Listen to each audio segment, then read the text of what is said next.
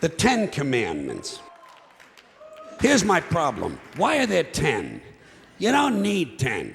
I think the list of commandments was deliberately and artificially inflated to get it up to 10. It's a padded list. Here's what they did. About 5,000 years ago, a bunch of religious and political hustlers got together to try to figure out how to control people, how to keep them in line. They knew people were basically stupid and would believe anything they were told, so they announced that God had given them some commandments. Up on a mountain, when no one was around, God had given them the 10 Commandments. But let me ask you this. When they were sitting around making this shit up, why did they pick 10? Why 10? Why not 9 or 11? I'll tell you why. Because 10 sounds official. 10 sounds important. They knew if it was 11, people wouldn't take it seriously. Say, what, are you kidding me? The 11 Commandments? Get the fuck out of here. But 10 sounds important. 10 is the basis for the decimal system. It's a decade. It's a psychologically satisfying number. The top 10, the 10 most wanted, the 10 best dressed.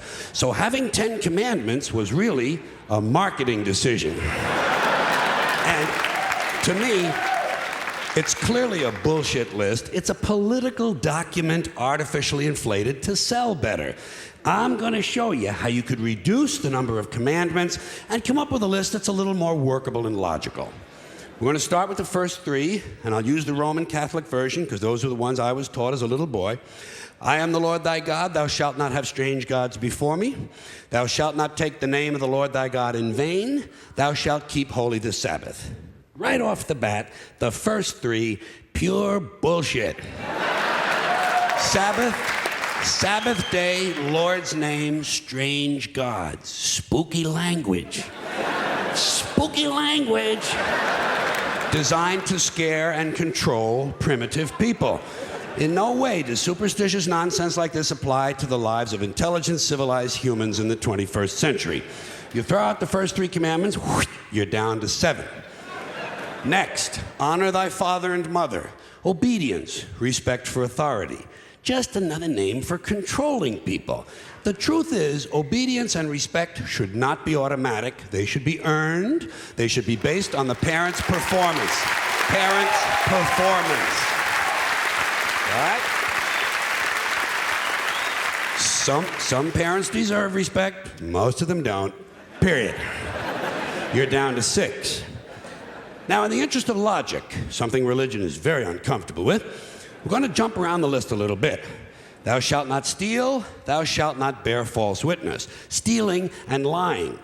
Well, actually, these 2 both prohibit the same kind of behavior. Dishonesty, stealing, and lying. So you don't need 2 of them. Instead, you combine them and you call it thou shalt not be dishonest. And suddenly, you're down to 5. And as long as we're combining, I have 2 others that belong together. Thou shalt not commit adultery. Thou shalt not covet thy neighbor's wife. Once again, these 2 prohibit the same kind of behavior. In this case, marital infidelity. The difference is coveting takes place in the mind, and I don't think you should outlaw fantasizing about someone else's wife. Otherwise, what's a guy going to think about when he's waxing his carrot? But marital fidelity is a good idea, so we're going to keep the idea and call this one, thou shalt not be unfaithful. And suddenly, we're down to 4.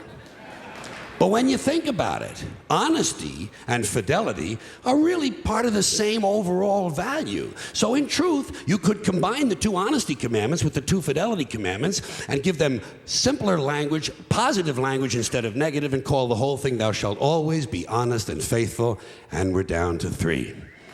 Thou shalt, they're going away fast. Thou shalt not covet thy neighbor's goods. This one is just plain fucking stupid. Coveting your neighbor's goods is what keeps the economy going. All right? Your neighbor gets a vibrator that plays "O Come All Ye Faithful." You want to get one too. Coveting creates jobs. Leave it alone.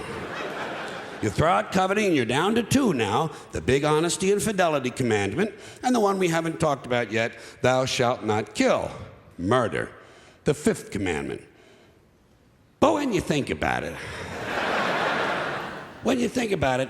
religion has never really had a big problem with murder. Not really. More people have been killed in the name of God than for any other reason. All you have to do... Sure.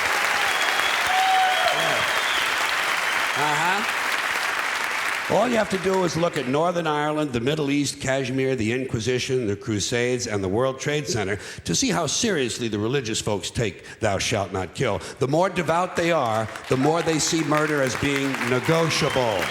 It's negotiable. You know? It depends.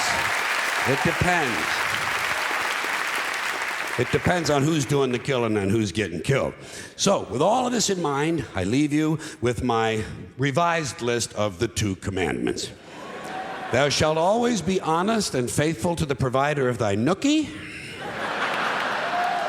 And thou shalt try real hard not to kill anyone, unless, of course, they pray to a different invisible man from the one you pray to. 2 is all you need. Moses could have carried him down the hill in his fucking pocket.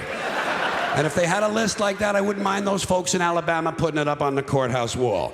As long as they included one additional commandment, thou shalt keep thy religion to thyself. Thank you. Thank you. Thank you, everybody. Thanks for coming in. I appreciate it.